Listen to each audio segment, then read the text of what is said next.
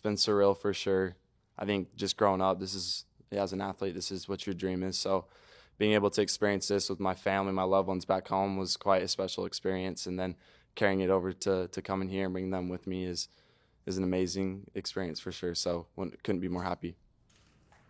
Jaxson, what's it like to walk around this building? You see the trophies and the murals, and the players and everything, and Yeah. to know that that's expected of you now. Yeah, no doubt. This place is iconic. Everybody in the National Football League knows it. If you're a fan, you know it. So I'm blessed to be here. I'm humbled by it.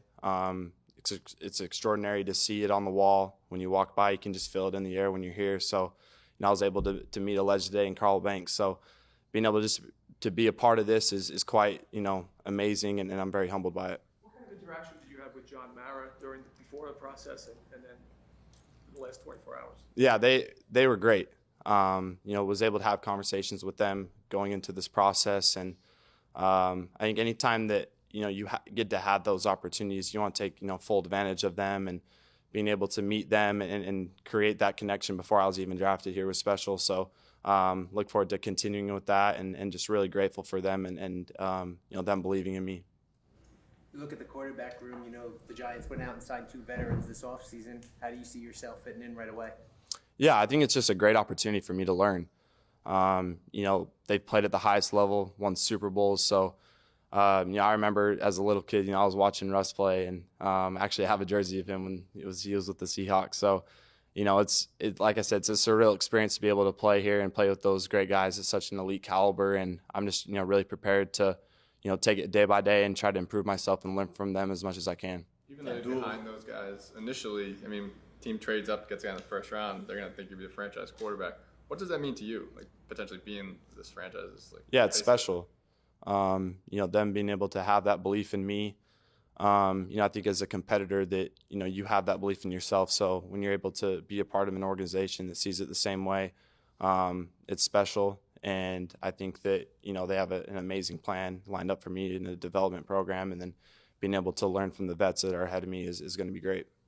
One of the things that's unique about the draft is that people do sometimes pick at pieces of your game. And one of the criticisms of you is just you need time to develop, which isn't a bad thing. But how ready do you believe you are? And when you heard, he needs time to develop, what goes through your mind? Quite honestly, I've just tried to stay away from, that as much as I can. I'm really just focused on getting better each and every day. And, I feel like anytime I step on a football field, I'm going to go out there and ball, regardless of who I'm playing against. So I have that confidence in myself, but at the same time, I understand that coming to a next level, there's definitely going to be a development piece.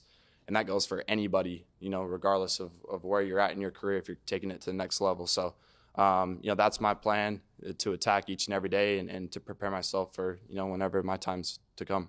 Jaxson, did Eli give you any advice on how to handle everything else around this job, not just playing the football, but being the quarterback for a New York team? Yeah, so he was actually one of the first people to reach out to me yesterday when the news broke. And I just think that I've had such a, great connection with him and the Manning family that, being able to have them in my corner has been a huge asset. And I couldn't be more blessed to have them in my corner coming here and continuing that in the future.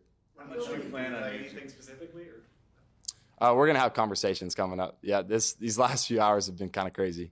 How much do you plan on using him as a sounding board? I think I would be kind of a fool not to. Really any questions that I have, I think that he's a great person to rely on and kind of lean on. So he's been here, played at the highest level, won Super Bowls, and for me, I want to chase greatness just like he did. So I think that when you're able to pick the brain of a future, first ballot Hall of Famer, you'd be a fool not to.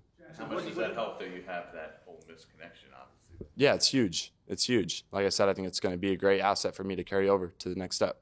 What do you remember about the Peach Bowl victory over Penn State and Abdul Carter's maybe strip sack on you or maybe not a strip sack of you? I remember he got after me early on in that game. I remember, game planning for him and, just seeing his skill set was at, such an elite level. And I actually told my family before this that I hope that I get the chance to play with him.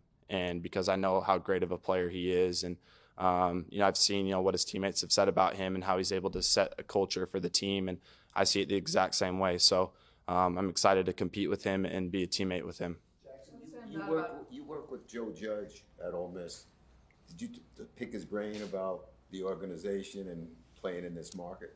Yeah, he gave me some, he's going to connect me with some really good people. And I think that, just like many others, he's a great asset for me. And, he's had a lot of experience. So, he shed a lot of wisdom down to me. And, I'm just grateful to have him, as an asset as well. So, he's been a great source in my development at Ole Miss. And he was able to be at, my draft party yesterday, which says a lot to me. And, he's been a huge supporter.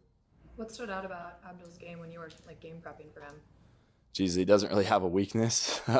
He can do it all. He's so versatile. I mean, I played him when he was playing in the box at the linebacker position.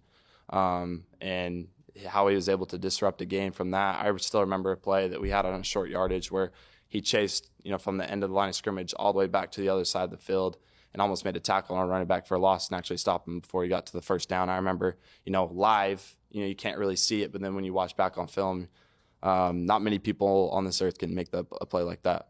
Jaxson, there's obviously a lot more that goes into playing quarterback than just playing it, right? So where does your leadership come from? How would you describe your leadership? What kind of role models have you had in that? Yeah, I'm huge on, making relationships with my teammates. I want to know everybody's story, and I want to get to know them as the people that they are. And I think that as a leader, to really get buy-in from your teammates, you have to have that. And I think that when you're able to also come to work every single day with the mindset of consistency and discipline, where your teammates and the guys around you know that you're going to show up and handle your business at an elite level, I think that can be a great example. But I think it definitely starts with, building that relationship and that connection. So, they can trust you and you can trust them and, make everybody around you better. Who are some of the best leaders you've been around? I think early on when I was at USC, Drake London was a great leader. When I was at Ole Miss, another receiver that I had, Trey Harris, was a great leader. Mingo was a great leader. I played with a lot of really, elite players, and I think that I've been able to take bits and pieces from all of them. How surprised were you to be the second quarterback taken in this draft? Did that take you by surprise at all? Did you kind of expect that? How did you kind of expect it to unfold? And then the natural, way fans are going to look at it, some people say, well, could have taken Shador Sanders or you, and that there's going to be a comparison there. How do you handle that moving forward? Quite honestly, this is kind of just what I expected. I think as a competitor, you see yourself as the best anytime that you're going to step on the field. I think that if you don't see it that way, then, especially as a quarterback, the team's not going to believe in you at the highest level. So, I didn't want to make any expectations going into it because, you really never know what's going to happen in the draft.